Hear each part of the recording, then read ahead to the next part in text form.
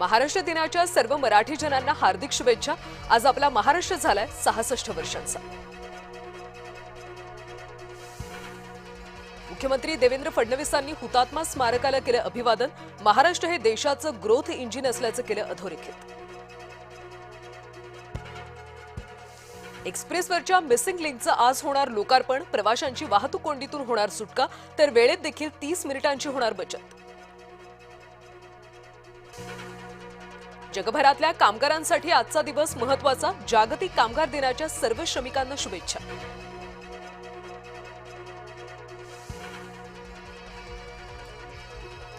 लाडक्या जय महाराष्ट्र वृत्तवाहिनीचं 14व्या वर्षात दमदार पदार्पण।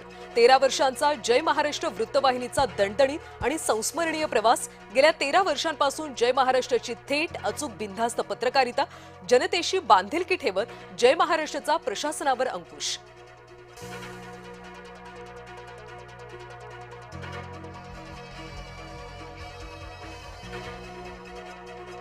मुंबईतल्या 227 वॉर्डमध्ये घुमणार जय जय महाराष्ट्राचा नारा।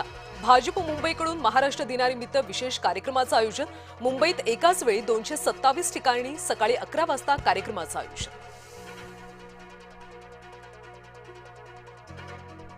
कोलकात्यामध्ये स्ट्रॉंग रूम समोर तृणमूलचे कार्यकर्ते मतपेट्या उघडण्याचा प्रयत्न करत असल्याचा तृणमूलचा आरोप। कोलकात्यामध्ये सुरक्षा दल तैनात।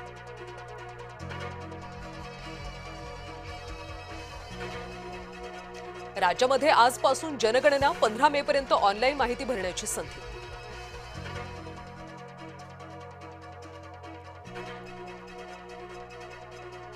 महिन्याच्या पहिल्याच दिवशी महागाईचा भडका। व्यावसायिक सिलेंडरच्या दरामध्ये तब्बल 993 रुपयांची वाढ।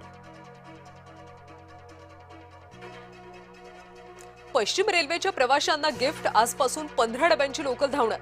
विरार ते डहाणू मार्गावरच्या प्रवाशांना मोठा दिलासा। घरच्या मैदानावर गुजरातची बाजी। बंगळुरूवर 4 विकेट्सनी मिळवला विजय।